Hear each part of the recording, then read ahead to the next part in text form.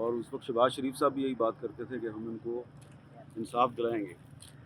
ایک اور میں آپ کو بات بتاتا ہوں. جی جی نواز شریف صاحب نے یہ پنجاب ہاؤس اسلام آباد میں تمام مسنگ پرسنز کی فیملیز کو بلایا تھا, صحیح ہے. اور میں نے اور آمنہ مسعود جنجوہ نے ان کی میٹنگ کروائی تھی. ٹھیک ہے.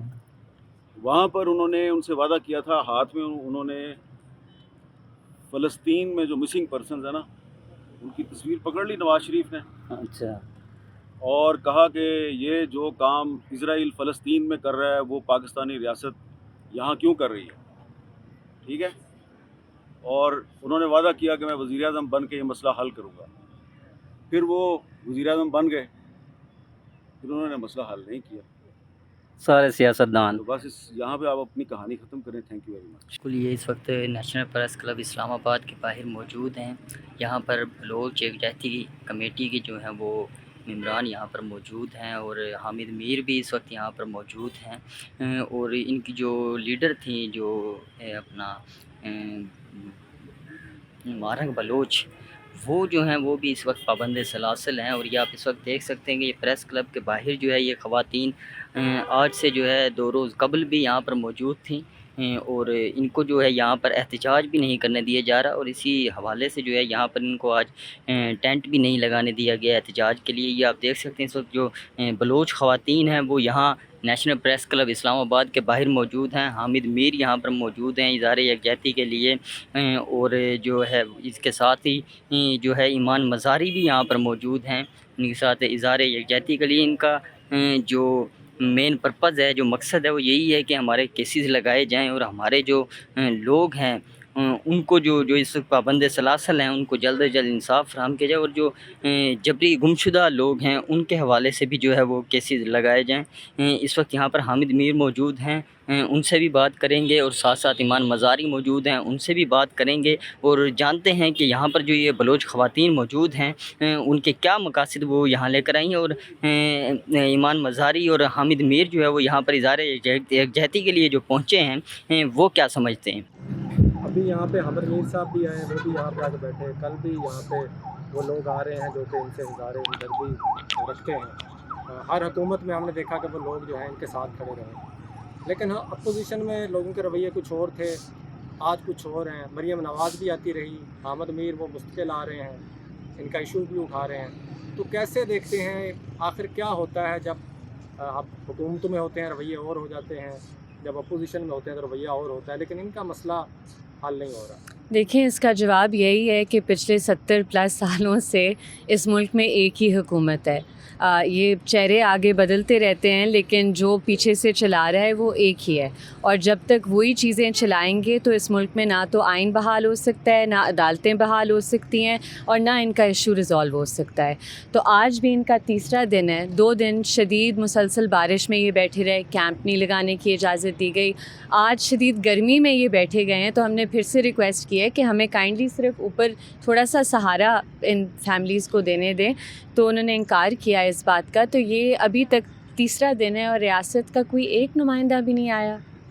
تو گزشتہ جو روز ہے وہ بھی آپ کی یاد دہانی پہ جو ہے ان کو یہاں سے یہ احتجاج جو ہے ریموو کر دیا گیا تھا یہاں سے, تو آج پھر آئی ہیں اور آپ بھی ساتھ آئی ہیں, تو آج بھی کیا آپ کسی یاد دہانی پہ جو ہے ان کو یہاں سے میں وضاحت کر دوں تھوڑی سی کہ پہلے دن جب یہ ادھر آئے تھے تو شام کو جب اپوزیشن لیڈرز کی ادھر پریس کانفرنس ہوئی تھی تو اس کے بعد وہ ادھر اس کیمپ میں آئے تھے, کافی دیر ادھر بیٹھے رہے, مذاکرات میں بھی شریک ہوئے. اور کیونکہ بارش اس پوری رات بارش ہو رہی تھی, 11:30 بجے رات کے ادھر سے اٹھے ہیں, اور یہ اس لیے اٹھے ہیں کیونکہ جب اپوزیشن لیڈرز آئے تھے انہوں نے ان سے ریکویسٹ کی تھی کہ ہمیں بہت تکلیف ہو رہی ہے دیکھ کر ان بلوچ ماؤں کو, چھوٹی چھوٹی بچیوں کو جو بھیگ گئی ہیں بارش میں, تو کائنڈلی آج آپ ڈسپرس کر جائیں. تو انہوں نے ڈسپرس کیا, لیکن اب تیسرا دن ہے, یہ آج پھر سے ادھر ہیں. اور میں یہ کہنا چاہوں گی کہ چاہے جو بھی موسم ہو, چاہے جو بھی حالات ہوں, یہ لوگ آتے رہیں گے جب تک ان کے مطالبات سنے نہ جائیں, ان پر عمل درآمد نہ کیا جائے. یہ وہ لوگ نہیں ہیں جنہیں آپ اس طرح واپس بھیج سکتے ہیں سنے بغیر. تھوڑا مارنگ بلوچ کے کیس کے حوالے سے بتا دیجیے, آپ ان کی وکیل بھی ہیں, تو ان کا کیس جو ہے وہ اس وقت کس اسٹیج پہ اور کیا آپ کو لگتا ہے؟ دیکھیں, پہلے تو 3 مہینے کے لیے ڈاکٹر مارنگ بلوچ اور تمام BYC کے لیڈران کو MPO کے تحت پریونٹیو ڈیٹینشن میں رکھا گیا حراست میں, اور اب पहले 10 दिन का रिमांड दिया गया एक पर्चे में, अब उसमें 15 दिन का आज मज़ीद रिमांड दिया गया है। तो ये तो सुप्रीम कोर्ट की जजमेंट्स हमारे कानून की बिल्कुल ख़िलाफ़ वर्जी है। रिमांड का कोई मकसद होता है। आज प्रोसिक्यूशन ने ये ज़हमत ही नहीं की बताने के लिए कि मकसद क्या है रिमांड का। जज साहब को पहले से ऑर्डर आया हुआ था, उन्होंने वही ऑर्डर किया और किसी को सुने बगैर किया। तो बहुत अफसोस की बात है। और अगर अदालतें इस तरह नाकाम हो जाए तो फिर रियासत खुद सोचे कि इनके लिए क्या रास्ता आप छोड़ रहे हैं। तो अदालती रवैये पे जो है इस वक्त आप खुद भी एक कानूनदान हैं, जो इस वक्त अदालती रवैया है पाकिस्तान में किसी भी कोर्ट का अगर तो आप क्या समझती हैं इस वक्त इंसाफ जो है वो मिल रहा है आवाम को? देखें, पहले भी हमारी अदालतों का हाल इतना कोई ख़ास नहीं था। कुछ बहादुर जजेस थे जो अपने फ़ैसलों के ज़रिए लोगों को बाजियाबी करवाते थे, अकाउंटेबिलिटी की भी बात करते थे।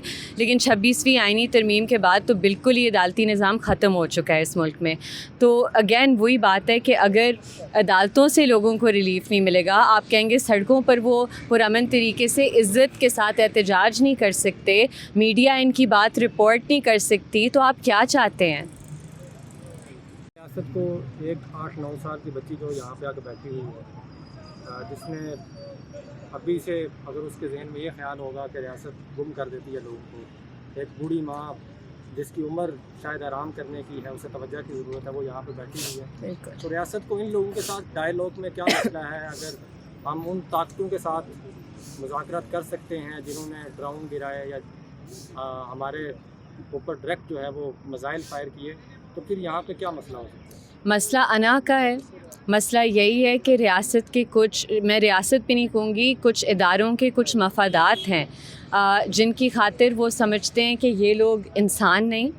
बलूचिस्तान का हमेशा पाकिस्तान से रिश्ता यही रहा है कि पाकिस्तान उनकी ज़मीन देखती है, उनके वसाइल देखती है, उन्हें कोई परवाह नहीं रियासत को कि बलूचिस्तान के लोग किस चीज़ से गुज़रे हैं। और आप ख़ुद सोचें कि अगर ये पुरअमन लोग हैं और आप इनसे डायलॉग नहीं करें तो आप किससे डायलॉग करना चाहते हैं? कौन आपसे बात करेगा? जो डॉक्टर मारंग बलोच है, BYC के लीडरान हैं, वो आपकी रियासत को मानते हैं। वो कहते हैं हम आपसे डायलॉग करते हैं, हमारे मुतालबात सुने, हमारे कानूनी आइनी मुतालबात हैं। तो अगर आप उनसे नहीं बात करेंगे और उन्हें बंद कर देंगे और इन्हें इधर आना होगा ये मुतालबा रखने के लिए कि जो इनकी आवाज़ें हैं उन्हें कैद से रिहा किया जाए, तो फिर तो इस मुल्क का क्या मुस्तकबिल होगा? अभी आगे क्या इनका लाहेअमल है, किस तरह आप देखते हैं? क्योंकि यहाँ पर तामम तो किया नहीं जा रहा, बारिश है, आप धूप है शदीद, तो इन बूढ़ी ख़वातीन और बच्चों के लिए आपको क्या लग रहा है? फिर ये मायूस होकर जब पहले आए थे उसी तरह वापस जाना पड़ेगा इन्हें? देखिए, हमसे मुराद के पाकिस्तान की जो अवाम है या पाकिस्तान की जो रियासत है, वो हमेशा कोशिश करती है कि इन्हें मायूस करके भेजे और तशद्दुद करके भेजे, इनकी इज़्ज़त नफ्स मजरूह करके इन्हें भेजे। लेकिन ये वो लोग हैं जो फिर जब वापस जाते हैं तो पूरा बलूचिस्तान इनके लिए निकलता है, पूरा बलूचिस्तान कहते हैं कि ये हमारी आवाज़ है। तो रियासत को खुद सोचना चाहिए वो बलूचिस्तान में क्या चाहती है। क्या वो चाहती है कि लोगों से वो डायलॉग करके ट्रूथ एंड रिकन्सिलिएशन की तरफ जाए, या वो चाहती है कि आप इतनी रिजेंटमेंट बिल्ड कर दें इस मुल्क में और इसके रियासती इदारों के ख़िलाफ़ कि ये अब मुमकिन ना हो?